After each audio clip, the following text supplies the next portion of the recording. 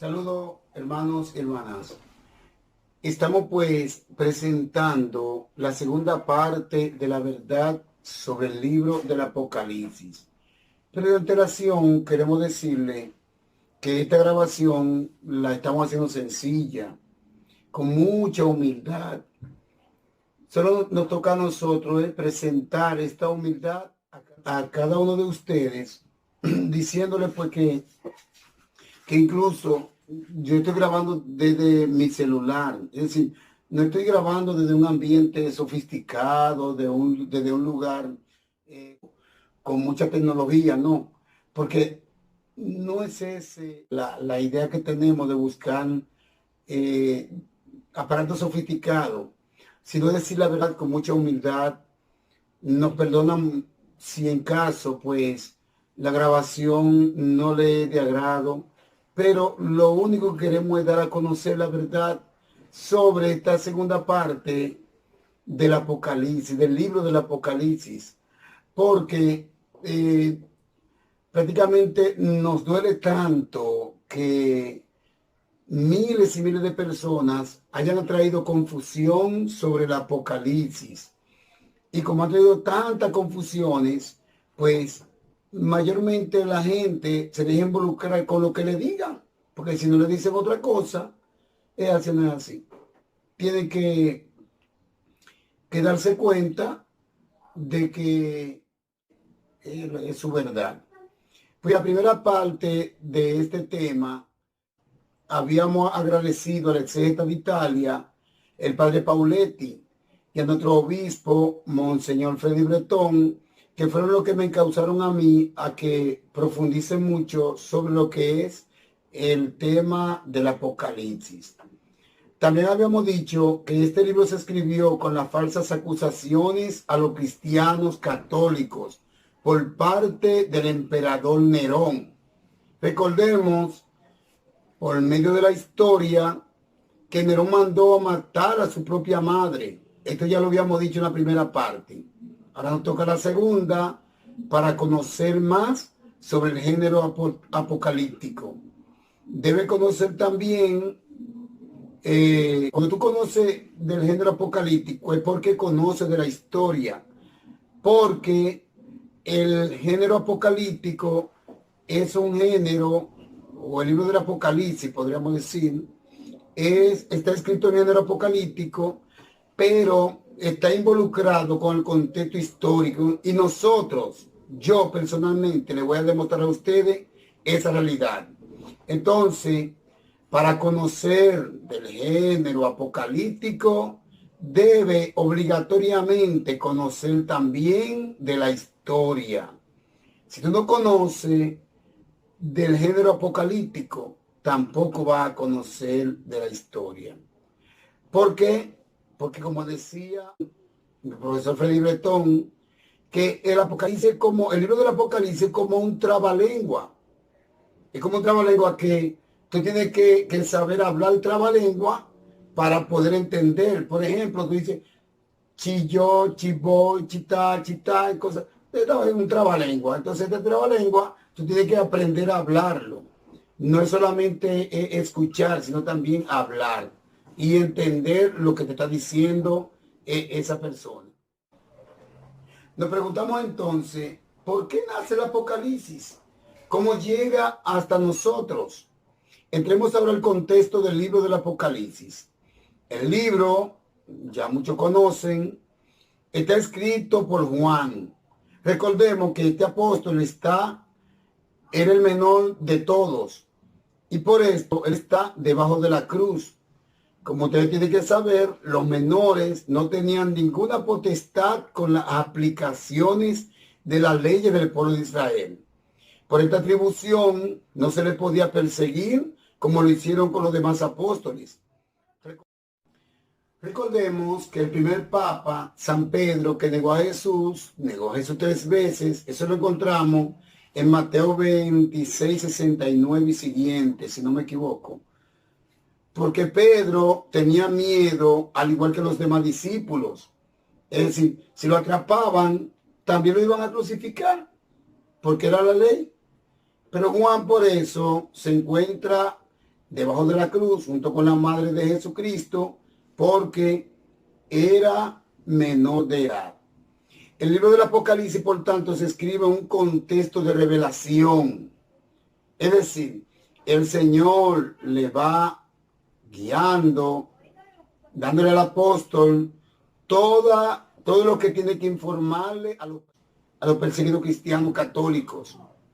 Ellos sí podían entender perfectamente el género apocalíptico, pero la sociedad romana no podía entenderlo. ¿Por qué? Porque el Apocalipsis es un género que viene desde el Antiguo Testamento, y eso lo vamos a dar a conocer más adelante. El libro de Apocalipsis es también de inspiración. Juan se inspira ¿en quién? En el libro de Daniel. Es bueno que podamos entender que ustedes lo que están viendo en este momento por la cámara, me están observando por la cámara, observen que desde el capítulo 1 hasta el capítulo 6 del libro de Daniel, comienza a escribir de una manera muy normal. ¿Por qué? Porque escribió en un tiempo de paz, de tranquilidad, de armonía.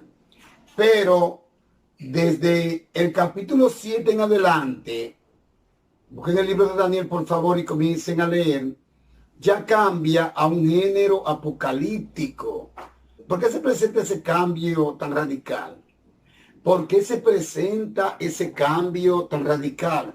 Pues le informamos que el rey Nabucodonosor, con todos sus ejércitos y con una actitud de crueldad, invade el pueblo de Israel.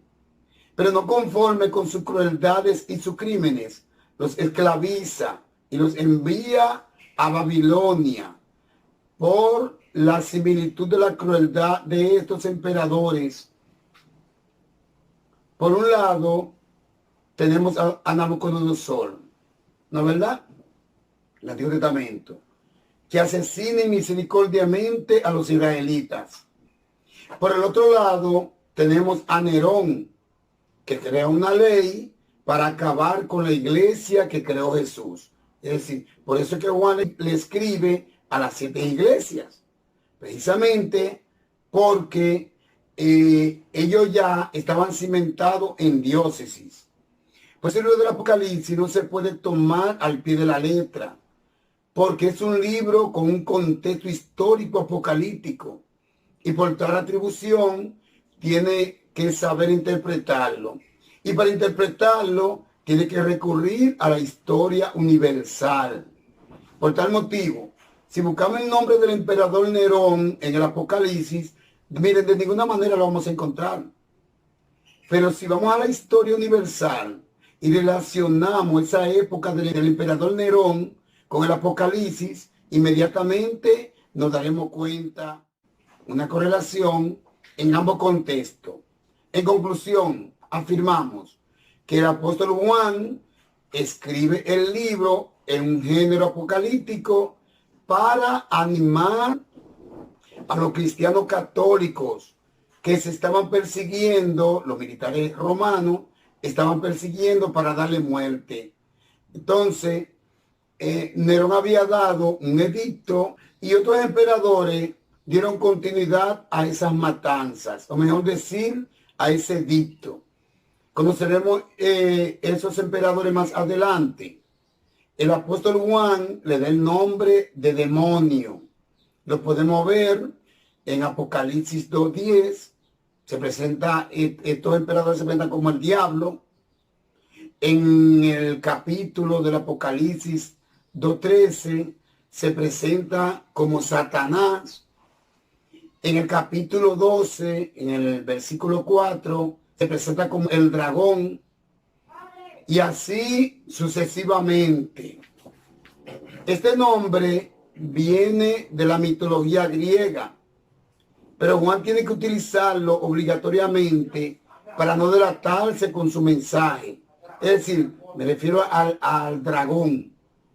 Dragón, la palabra dragón viene de la mitología griega, pero Juan tiene que usar un método importante para que no ser delatado. Recordemos bien que es el único apóstol que queda. Si él muere, entonces se va a debilitar el mensaje de Dios, el mensaje cristiano, católico. Entonces Juan tiene que utilizarlo obligatoriamente para no delatarse con su mensaje. Quienes entendían perfectamente, vuelvo y repito, el mensaje de Juan eran los cristianos católicos.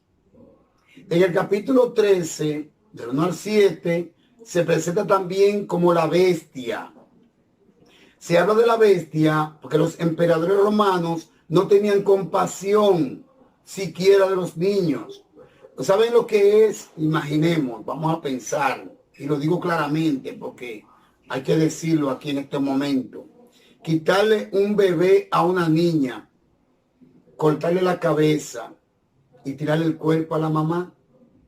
Pues miren, eso ocurría en los acontecimientos que se presentaron en el Apocalipsis. Pero vamos un poquito atrás y nos hacemos la pregunta, ¿por qué en algunos textos bíblicos se nos presenta que los cristianos tenemos que respetar las autoridades, que tenemos que velar por ellos, que tenemos que velar por estas autoridades? Vamos a ver, por ejemplo, en Romanos 13, del 1 al 7, ustedes lo podrán leer. Léanlo ustedes, pues el tiempo no nos alcanza a nosotros para poder leerlo, pero vuelvo y les repito, búsquense, por ejemplo, Romanos 13, 1, 7. Pero también busquen en Primera de Timoteo, del 2, en el capítulo 2, del 1 al 3. Y ustedes verán cómo hay un respeto a las autoridades. Pero también busquen en Tito, del 3 al 1. También busquen en Primera de Pedro, el primer papa de la iglesia. Busquen en Primera de Pedro, del 2, del 13 al 14. ¿Qué ocurre? En ese tiempo había paz, había tranquilidad, había una armonía. Dejaban a los católicos llevar el mensaje sin ningún inconveniente.